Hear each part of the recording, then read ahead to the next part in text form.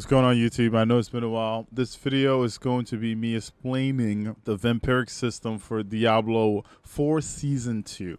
Okay, I'm going to go through exactly what the packs are, how you can basically set it up on your armor. I'm going to go over what the Vampiric system is and how much of, each thing has levels and what they do. So if you got in, you're playing Diablo 4 Season 2, you don't know what to do with this, I got you. Where do you even find this in the first place? You find this in the equipment tab. It's going to be called Vampiric Powers. You're going to come in here, you're going to see a bunch of stuff. You're going to notice that even your armor has a few things on it too. All right, so if I'm looking at my armor, it's going to have packs on it.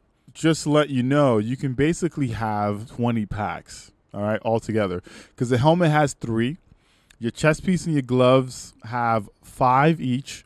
And then your pants will have 4. And your boots will have 3, okay? So if you're asking yourself, how come, my gloves can have 5, or my pants can have 4, and my boots can only have 3? I don't know. This is a Blizzard setup. Maybe they were trying to make sure that people kind of knew exactly what they were doing, or maybe they were trying to limit things. Now, that being said, as you're playing the game, if you start up the seasonal quest, you're going to have something called packs of ferocity, packs of eternity, and packs of divinity that are going to drop for you. You're going to need these things, all right? When you pick them up, maybe just throw them in your stash as you're leveling up, right? It doesn't matter if you're tier 2, tier 3. As you're leveling up, make sure you save this stuff up. The same thing for cleansing acid. You're going to need this. Now, let's go back into this menu. You're going to notice that I have a few Vampiric Powers on. All at level 3, and level 3 is the max that you can have it. I will go over how you can level this in a second here. One neat thing to pay attention to is if you look at the top, there's 3 different packs. You already saw that in my inventory before. There's a pack of ferocity, that's going to be pack of divinity, and packs of eternity. Now, one neat thing that you can also do is the game will do this for you is this. If I take off a Cursed Touch, for instance, right, and I put Bathe in Blood on, okay, it's going to show me how many things I need for each thing. So right now, my ferocity didn't get touched. My divinity didn't get touched. But now I need 6 packs of eternities to have this active. You can notice that it says there's only 4 active Vampiric Powers and 1 inactive. Why is this one inactive? Because I don't have what's needed for it. And if you hover over your Vampiric Power itself, it tells you how many packs are needed in order to activate it. You can notice that Bathe in Blood needs 3 divinity and 3 eternity. And if I don't have that, it won't activate. But you'll notice that if I go back to a Cursed Touch in this slot here, it's going to be activated because it needs 6 packs of divinity. Also, if you put a bunch of different things in here, you're going to notice that it's going to show you the exact number that you need on this side here. Now, what I said before is the total is going to be 20. And you might get a little confused on how do you get the right packs on your gear. So that's why I'm here. You're going to notice that this pair of gloves here has 4 packs in the first slot, 0 in the center, and 1 in the last slot. So for perfect example, if I was to switch, right, let's just say that I switched out a Cursed Touch for Bathe in Blood. Now I need 6 packs of eternity. All right. So instead of needing 3 more cups here, I have more than enough. So if I go back to my gear and I'm like, oh man, look at my gloves, right? My gloves only need 2 cups. How do I get rid of that? Here's where the cleansing acid works. If I use this, and let's say I'm just using on a different piece of gear here, right? And I apply it, it's going to remove all the packs that's on there. So you can't just remove 1. It's going to take all of it away. Now, if I do my math correctly, because I only need 6 here, all right? And since I only need 6 here, what I can do is this. I need 3 packs of eternities. So on these gloves, the first thing that I'm going to do is I'm going to put 3 packs of eternity on there. So I'm going to click use. I'm going to put 1 on, 2, and 3. Now, the rest should go into the middle pack, which is the pack of divinity. So boom. Now I have 2 and 3 here. If I put that on my glove and I go back into this menu, you're going to notice that Bathe in Blood is now active. Why is it active? Because now I have met all the different number requirement for this. All right, now you can go over that number. Even in this case here, I'm 1 over with pack of divinity.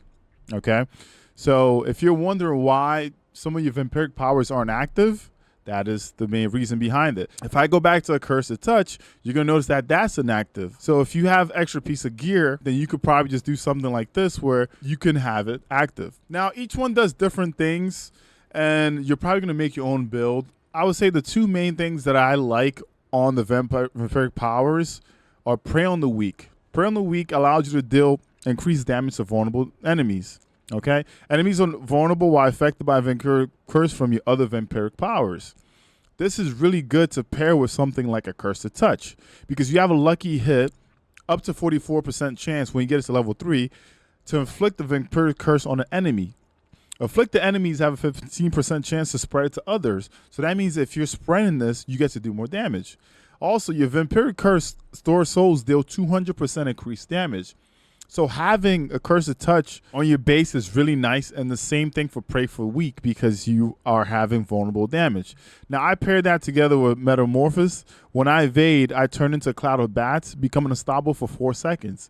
So if you have a pair of boots that has like 2 evades or 3 evades, every time you move, you become unstoppable for 4 seconds, which is really nice to go through enemies, especially if you're going through hordes. Here I have Ravenous because I'm running Bone Spear. I have up to 20% chance to increase my attack speed by 40% of my total movement. That is very nice because I'm also pairing that with my Critical Strike that granted me speed off of my boots as well. So all of this is kind of working together. And of course, Sanguine Brace is the last one that I have here. When I kill an enemy, it fortifies for 6% of my base life, meaning that I get to fortify, I get to have my overshield, and I'm also running Temerity, which allows me to have a barrier on. So that means like I'm trying to be a big tank. But as you go through all this stuff, you're gonna notice that there's going to be things that you like.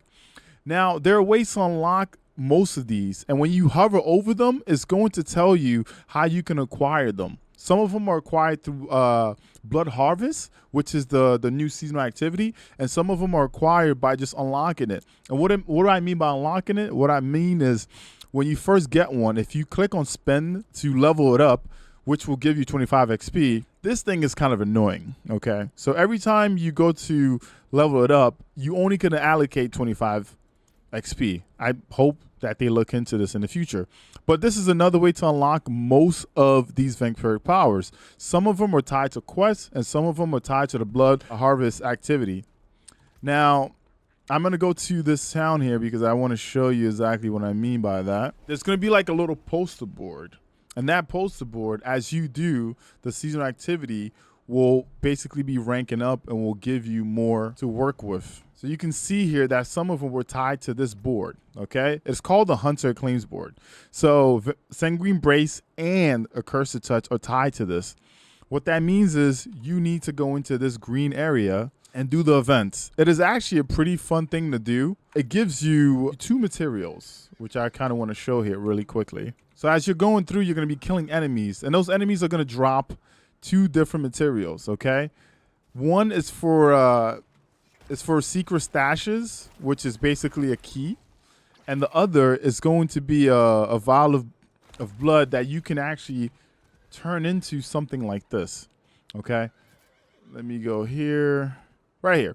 So they're called blood lures. And if you're running with your friends and you each have 50, you can place 50 in each slot here, right? It doesn't matter who does it. So if you have 100, you can put 50 in 2 different slots. If you have 150, you can put 50 in all 3 slots, and then you can sit here and kill that horde of enemies. As you do this, especially if you do this, this is a good way to get good gear because each elite that you kill at the end is going to drop you at least 2 legendaries. And if you're farming for aspects, this might be a great way to do it. The coolest thing about this is even when this duration time goes out, you get to keep all of this. As you saw that I went into town and I came into here, I got to keep my keys, and I got to keep my blood lures. Another neat thing about this is if you're in a group of friends, the Seeker's Cache, as long as this, I just use a secret key here, as long as one person opens it, everyone's going to get everything that comes out of here.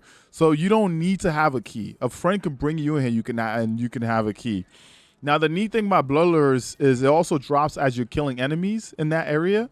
So you don't really have to do too much. If you see a good condensed group of enemies, definitely take them out. But that's how you build your Hunter Acclaim tiers here. You go in there, you kill a bunch of things, and you do the events. The neat thing about this is as you're doing events in this area, you're also going to get Grim Favors, which is, for the tree. And whenever you do that, make sure you go to the tree and you pick this up. It also gives you free XP. That's another way to kind of boost what's going on here. But that is basically the main overall thing that I wanted to explain for this season when it comes to the Vampire powers and how to put it together and what to do and where to go. The max level is 3. So once you do level all this stuff up, you're good to go. And once again, it is a pain in the butt to kind of level up this way. But to unlock everything, when you click to level it up, you just get to pick what you want to unlock. So from level 1 to 2, I believe you need to basically click on that item 5 times. It's weird that it is also random. You don't get to choose the one that you want to level up right away. It chooses it for you, which is kind of odd. But once you get one thing to level 3, it is out of the pool and you only get to work on the others. So that's about it. If you like this kind of content, make sure you pass by the channel. Say hello. My name is Ekuegan. I stream on twitch.tv/Ekuegan daily. If you want to become a member of the community, you can also join the Discord.